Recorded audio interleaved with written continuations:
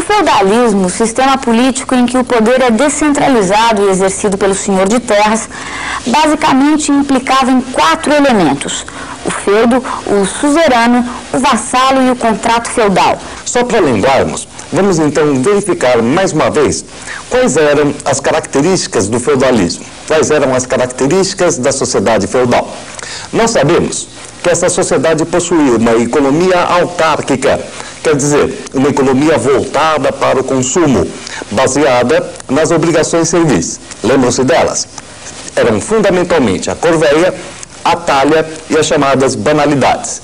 Corveia, dias de trabalho compulsório; talha, uma parte da produção que o servo era obrigado a entregar ao senhor; e as banalidades, todas as vezes que o servo utilizasse o instrumento do senhor, entrava então o pagamento da chamada banalidade. Em segundo lugar, nós tínhamos uma sociedade de ordens, ou estamental. Sociedade de ordens essas que possuíam 3 grupos claramente definidos: os clérigos, os nobres e os camponeses, os servos. E por último, uma descentralização do poder. Essas 3 que nós podemos então acompanhar no nosso primeiro resumo, que você sabe então que vem a ser o seguinte: primeiro, economia autárquica, que vem a ser então aquela economia voltada para o consumo. Depois, uma sociedade de ordens, ou estamental. E terceiro, uma descentralização do poder. Essas 3 características que nós estamos analisando com vocês, a primeira delas nós analisamos a aula anterior, ou seja, trabalho servil, a baixa produtividade, a tecnologia rudimentar, assim por diante. E agora nós retomamos a chamada sociedade de ordens ou sociedade estamental. Um dos primeiros dados para a gente poder entender a sociedade de ordens é o seguinte: é pensar que o homem medieval não enxergava as coisas como nós tradicionalmente costumamos fazer. Na hora em que ele avistasse, por exemplo, uma árvore, essa árvore não era para ele a realidade. A realidade era aquilo que a árvore escondia. Na mentalidade do homem da Idade Média, aquilo que você vê não é real, não é concreto. Tudo aquilo que é real, tudo aquilo que você pode apalpar, não é verdadeiro.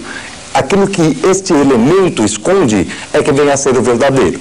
É uma visão platônica. Eles acreditavam que tudo o que acontecia sobre a face da Terra era uma cópia mal feita de alguma coisa que existia no céu. Por isso, então, eles entendiam a sua sociedade, eles viam a sociedade como sendo uma sociedade funcionalista, trifuncional. Veja bem, nós temos então uma sociedade onde você tem o clérigo, que é o rapaz que ora, aquele que deve orar apenas o tempo todo. O segundo, que é o nobre, que deve guerrear, por isso mesmo chamado também de delator. E o servo, que deve trabalhar, como você pode acompanhar aqui no nosso resumo.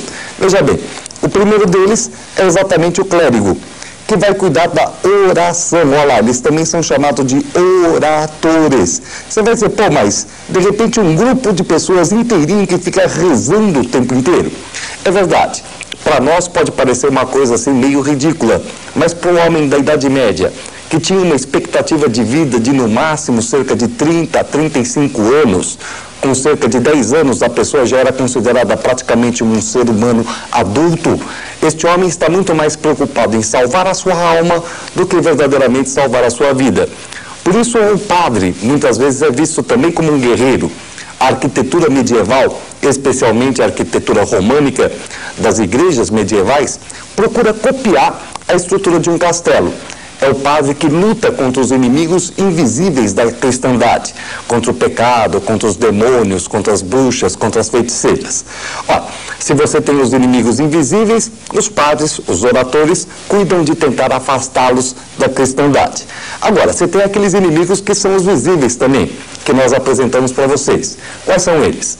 É o viking, é o sarraceno, é o muçulmano da Península Ibérica, é o húngaro, é o eslavo, é o pagão, de uma forma generalizada.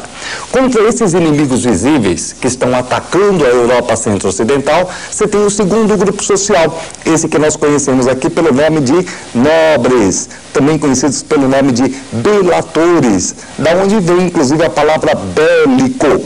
Veja bem, existe uma muito grande aproximação entre esses 2 primeiros grupos, entre os clérigos e os nobres. São eles os detentores de terra.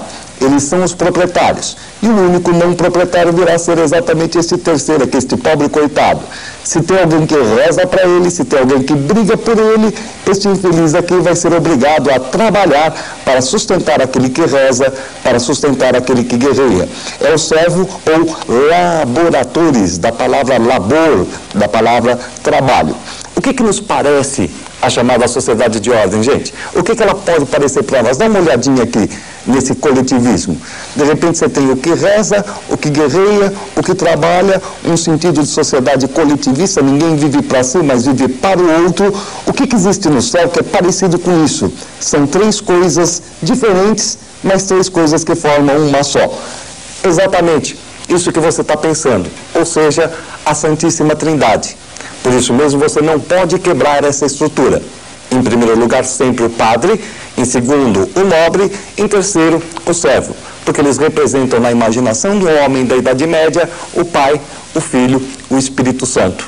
Três coisas completamente distintas que formam um corpo só. É exatamente isso que quer refletir, portanto, essa sociedade de ordens. Mais tarde, ela se chamará estamental, vinculando o indivíduo ao seu status. Mas isso é devido ao aparecimento da burguesia, que nós veremos em aulas posteriores. E está faltando agora um último elemento a ser analisado com vocês. Um último elemento que é aquela que nós chamamos de descentralização do poder. Essa descentralização do poder, essa descentralização política, se dá em função das relações feudo-vassálicas. E aqui está um dos problemas mais emaranhados de toda a Idade Média, em especial para aqueles que estão chegando agora no assunto.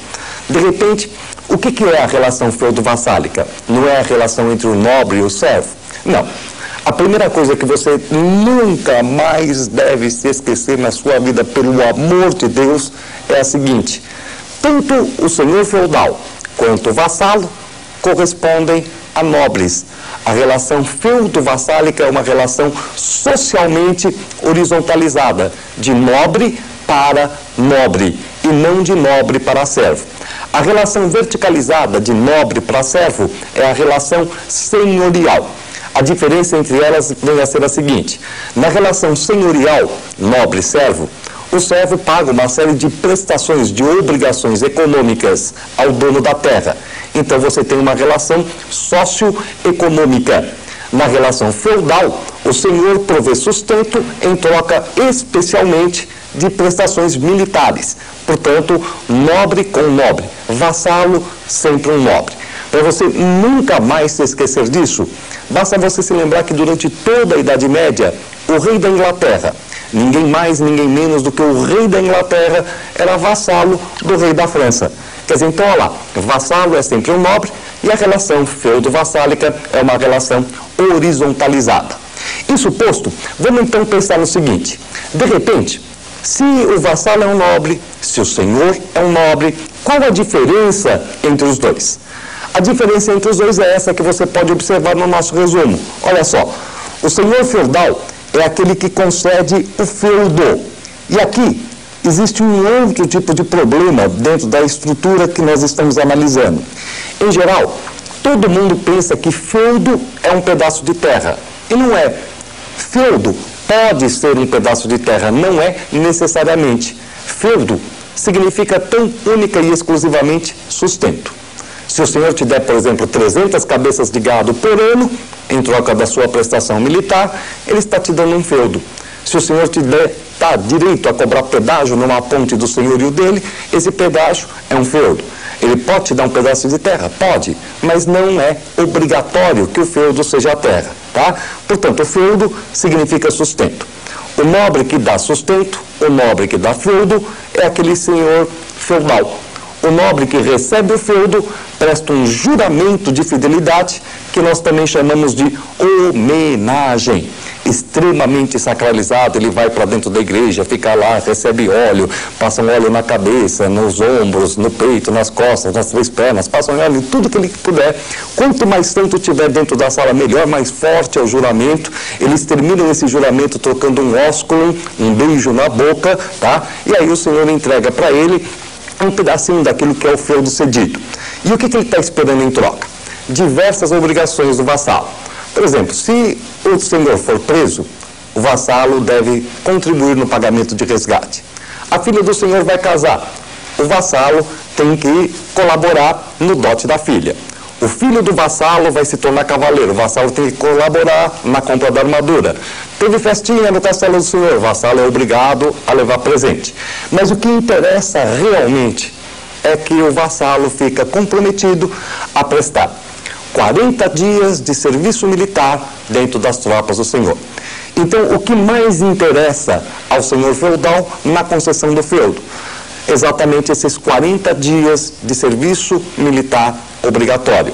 Quanto mais vassalo você tiver, maior é o exército que você pode reunir em determinadas épocas do ano. É possível ser vassalo de 1, de 3, 4 pessoas ao mesmo tempo? É. Por isso mesmo que a relação feudo-vassálica promove a fragmentação do poder político. E o rei? Como é que o rei fica nessa situação toda dentro do esquema feudal? Dá uma olhadinha aqui no nosso resumo e você vai perceber exatamente aquilo que acontece com o rei. O rei, gente, é nada mais, nada menos do que um senhor entre os senhores. Ele é um senhor entre os senhores, nada além disso. Veja, se na relação feudo-vassálica, senhor concede o feudo, concede sustento, vassalo presta homenagem, o que mais interessa ao senhor é exatamente a prestação dos 40 dias de serviço militar, são os vínculos militares. O rei é nada mais, nada menos do que também um senhor.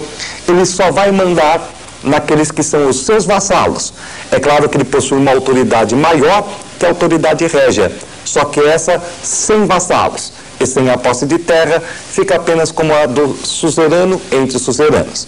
Mas é importante que se frise também, apesar de existirem vassalos mais poderosos do que o próprio rei, nenhum desses vassalos, dia nenhum, resolveu tomar para si o título de rei.